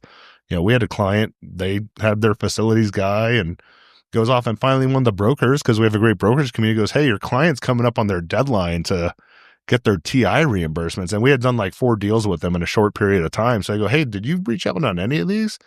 He's like, oh, I totally forgot. It was like $1.8 million in reimbursements. Yeah. That's significant. You think? This morning we were meeting with a property owner. Yeah. Like you were saying, like a lot of property, different types of product types. One building, they're like, well, we bought it, but I don't know if we need it. And we got a couple tenants in it. And I'm like, what are you doing now? It's like, oh, the other guy's like, oh, it's on LoopNet. I was like, who's fielding the inquiries? It's like, oh, the owner. Yeah. It's like, yeah. He doesn't have something better to do with his time than to field inquiries. It's just wild. It's nothing surprises you anymore, right? And so, listen, I'm not surprised this is also not like a 2,000 square foot, right, garden style office, like the one suite's vacant kind of a thing. It was a significant piece of real estate. Yeah. Again, like I understand it if it's a one-off company, they have 2 offices, okay. But when we're talking about, this 145 locations, I think that's close to 2.5 million square feet. And they're just shooting and, let's see if we can find someone in Albuquerque to help us. Scary. It's one way to do it. Yeah. It's not the best way. Probably not. Want to do some rapid fire takeaways? I'll do whatever you want. How do you say no? It's You pretty easy. learned how to say no, you said. I did. And I mean, I think, when we first started getting going, we were on everything, right? We said yes to everything. And so when I got into SIOR, I said yes to being the head of the young professionals group. And then I said yes to being the head of the tech committee. And I said yes to this and yes to that. And it was actually that we were in DC for an SIOR conference. And I was teaching a class about LinkedIn offsite, like 20 minutes offsite. And I had an interview to be on the board of directors for SIOR. And so I'm like, I'm not going to make it back in time. And, so I let them know, hey, I'm running late. We'll have to reschedule for later in the day. And so later in that day, I walk into the room and it's a bunch of people I truly admire. I got to know a lot of these great people at SIOR. And they go like, hey, what happened earlier? And I said, I've realized I've overcommitted to this organization. And so I don't want to even interview for the board of directors. Like, it was that moment where I realized, like, man, you got to take time for yourself. You got to take time to focus on your business. Right. And so, the call I got yesterday about, being the president of this board, I'm like, that's a 3-year commitment that I don't really You learn that later, by the way. Yeah. I'm like, I'm good. And he goes, you don't even think about it? I go, nope. Yeah. Like, I'm good. And so I think it's learning to, it's really learning to do things on your terms. Right. And are there things I say yes to that I don't want to do? Sometimes. But for the most part, like, no, I'm good. Yeah. How do you feel about your brother Nick and what he's done with the restaurant? Blown away. Really blown away. People always thought I would take over the restaurant, and I don't really want to. And I was always worried that Nick wasn't going to be able to do it to the extent my dad did it, and he has blown it out of the water. He stepped in when my dad passed away, and not only stepped in, but has implemented so many cool programs within the restaurant. All these things, like when we wanted to like make suggestions or make changes, my dad would be like, "You shut up! Whose name's on the door?" Right? Like that was the way it always was, and so there was no changing it. And like my dad would make some of his pastas from scratch and buy some, and now every pasta is made from scratch. And Nick does these cool bourbon dinners and Campari pop-ups and reverse happy hours, and his social media is on point, and he's crushing it, man. And I tried to go in there a couple of weeks ago with my daughter. I was like, hey, we're gonna come in at 6:30. He's like, no, you're not. I'm like, what do you mean? No, he's like 7:30 or 8. And so I was like, wow. He spent a boatload of money redoing the bar. I think it's the beautiful, coolest bar in Henderson now. I think he doubled the seating. I think the food is better than it's ever been. And I go in, I'll be there tonight, and it's going to be jam-packed. So he's crushing it, but at the same time, he's exhausted, right? I mean, he works his ass off. And so while I'm so proud of him, I'm not jealous of him. So during COVID, obviously, restaurants all closed. I think he crushed it. He was someone I was watching, him and like Dana White. Yeah. Like when I think about what is leadership, in the face of everything that was happening during COVID, people were panicking, afraid for their lives. We can't. Things were completely just shutting down. Dana White went to like first principles and said, why can't we do this in a safe way? Right. We can because everyone's saying we can, but I'm going to do it anyway. And he did it. And so like, I'm watching him obviously, and I'm watching Nick on Instagram and Facebook and everywhere else. And he tirelessly kept the restaurant going. Yeah. Specifically because you talked about the employees you guys have had to keep them in a job at a time when no one was working. Correct. It was that like my hat's off to him forever for that. And I live in Summerlin, so I don't get to Gaetano's. I haven't been there. We went last month. Yeah. But before that, I probably haven't been there since I drove there for COVID to buy those little, he did those like bottled old fashions and whatnot. He crushed I drove there to buy them just to like, however I can, this is a way I can support. Here's some money.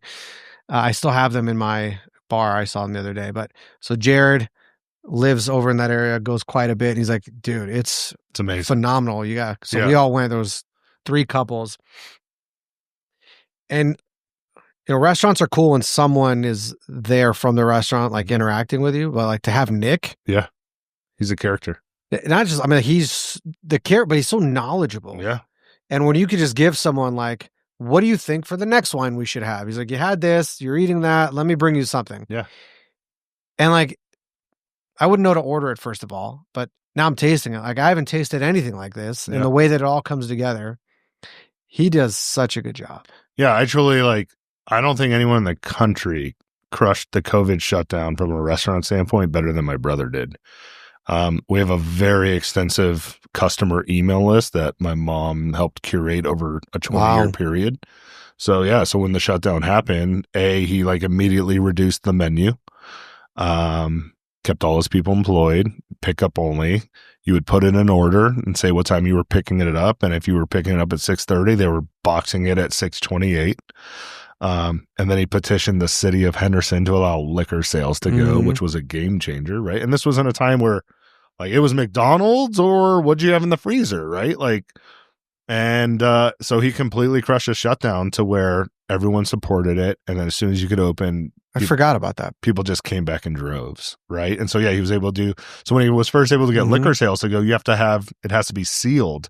He took my vacuum sealer. He was putting old fashions in soup containers, literally vacuum sealing it. And then he started canning them and putting them in those crafts. And yeah, he changed the way that happened and kept every employee, right? And so, yeah, it was awesome. He's a special kid. Man, he's a man, I guess. We kind of talked about it, but tell me as succinctly as you want to, what are the ingredients required to be successful in this business? I mean, patience, right? We get a requirement. You're not getting paid for a year, plus or minus. Treating people as you want to be treated, but also not letting people walk all over you. Hard work. 9 to 5 is that just doesn't exist. Keeping your head down, doing what you say you're going to do. It's all those regular things. But I think the biggest thing is you got to put yourself out there. You got to let people know what you do, right? And that was my approach. It was people know me, but they don't know what I do. And so you got to really let people know that. But yeah, it's keeping your head down. Every day's a grind, just like anything else. Tell me a job that's not a grind. Even if you're passionate about it, we're grinding it out, right? You have to be willing to do a lot of free work. We were talking about a deal I had the other day where it was an SIOR broker. I had a pitch to be the co-broker, so the inbound broker, against 5 of my peers. Won that. Started as a 50,000 footer. We got him a space, negotiated it. When we're ready to go get it signed, CEO was like, "Yeah, it's too much space." So then it goes down to 30. And they were based in the Midwest, so they'd already flown out a couple times. So then we find a 35,000 foot sublease with a year and a half left. We negotiate that and a extension directly with the landlord. Go to get that signed. It's too much space. So then it goes down to 12,000 feet. 12? Yeah. Find a space, get that negotiated. They go to sign off on it, and the CEO says, "Why do we need space?" Right? So, I mean, I think that deal was 100 hours. Nothing. Hey, thanks for your help. Right. Right? So, you've been great. Yeah. Thank you.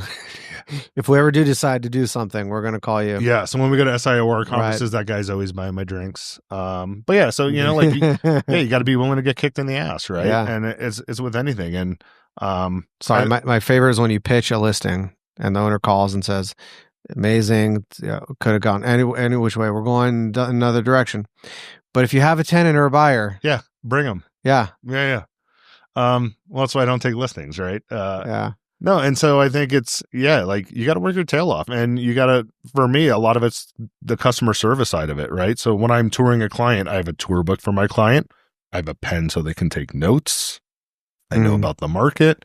You got to know your stuff. So read the paper every day, right? I don't watch the news. I just don't. It's not fun. But I read the paper every day. I know what's happening in my community, right? I know what's happening within my industry. So being informed and up to speed on things is a biggie. But yeah, this is our job. You should know what you're doing. You should know your buildings. You should know your tenants. You should know your landlords. You should know your market. Is there a piece of life advice you give disproportionately to others?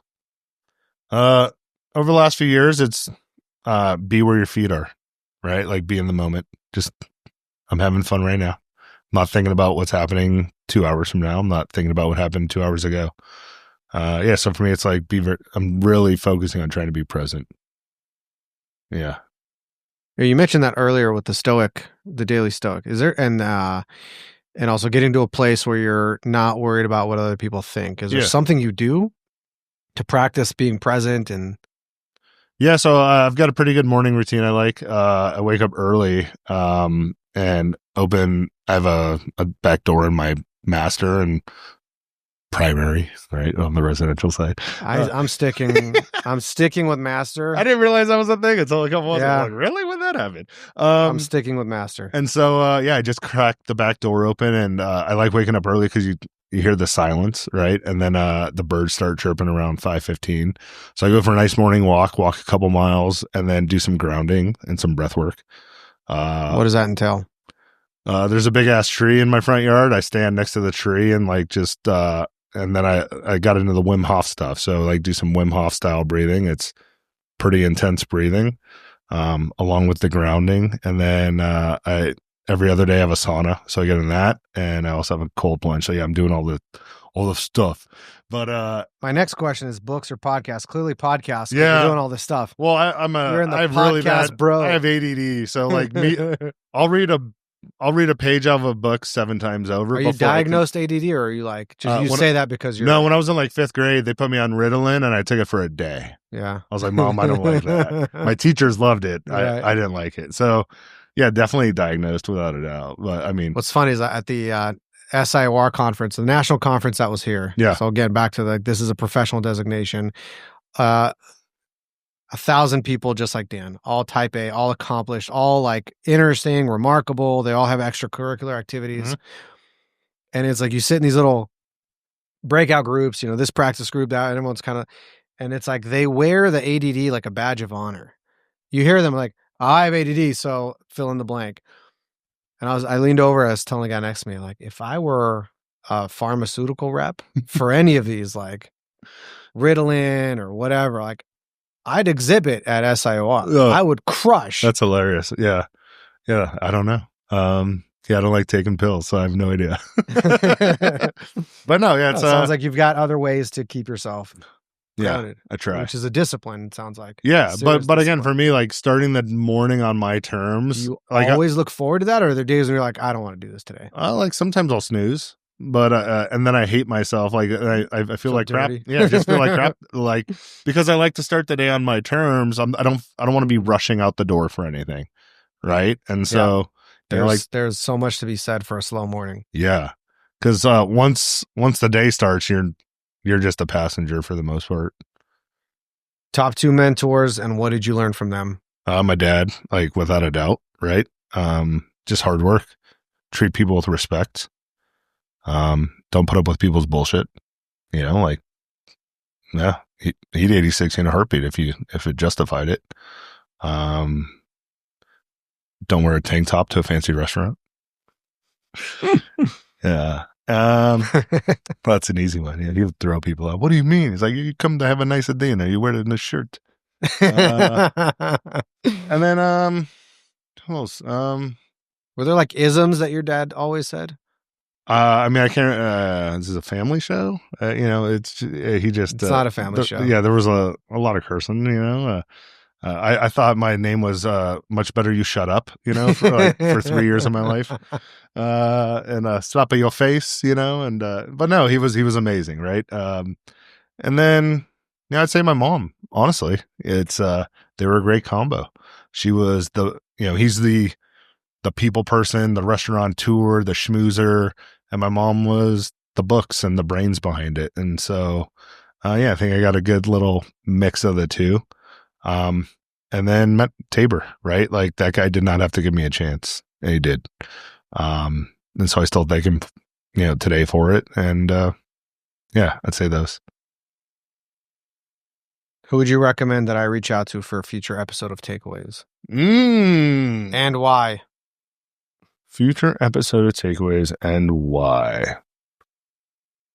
That's a great question. I don't know who you've had on your show. Oscar Goodman. I just like to hear him talk. Joe Brown. I've been in a cigar group with Joe Brown, the attorney, and him and I have had some fun conversations. That's a good one. And he's been doing the biggest deals in this city for 50 years. Right? I think that's what I like about... Is the street Joe W. Brown named after him? Actually, I haven't asked that. I don't know. I'm curious. But every time I see him, I want it. I just forget to ask. But what I love about Vegas, in this, we're running out of time, is the people that formed this city are somewhat still around, right? Mm-hmm. So Irwin passed a couple years ago.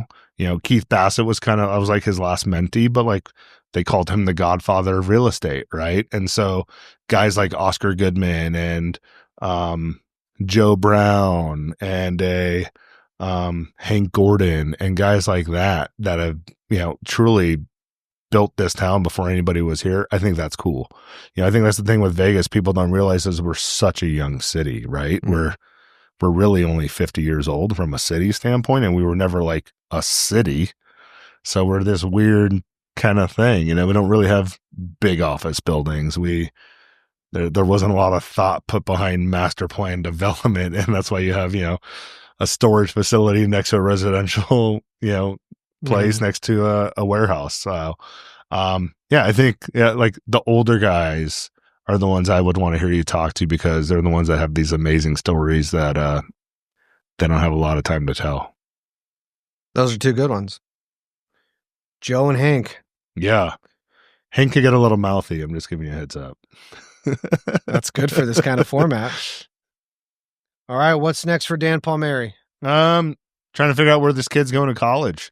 That's priority one right now. So that's exciting. We got a few more trips booked to check out some schools. And, other than that, just having fun. Got one more season of hockey tickets ahead of me. So we'll go to some hockey games and some football games and, not too much travel the rest of the year. We'll see if we get to go to Australia. I'd really like to do that. I hope so. That'd be cool. Yeah, me too. It's summertime in November down there too. Yeah. So might make an extended stay out of it. But what's next for me? No, I just want to, I want to chase more global business. I'm really enjoying that and having fun with it. I'm 43, kind of having the conversation with myself of like, do I go hard for 7 years or 12 years? Right. So, just putting my head down. It's fun as Skylar gets close to kind of leaving the house and I become an empty nester. I honestly see my mindset getting back to the early days of the business of like, I don't have to be home for anything. I'm going to be sleeping at the office, right? But like because show these young guys how to do it. But honestly, like I'm excited to imagine if you had the knowledge of being in the business for 18 years with the mindset of somebody 3 years into the business from a aggression standpoint. That's kind of what I'm trying to mentally prepare for. With AI. Amazing. Yeah, with AI, without doubt. Yeah. Awesome. Well, I'm excited to see what happens. Yeah. Thanks for doing this. Yeah, it was great. It was fun. Thank you for listening. I would love to hear from you about your takeaways from this episode. Make sure to leave us a comment or leave us a review. Also, please subscribe to our YouTube channel so you can hear future episodes as they come out. My name is Hayim. Tune in next time.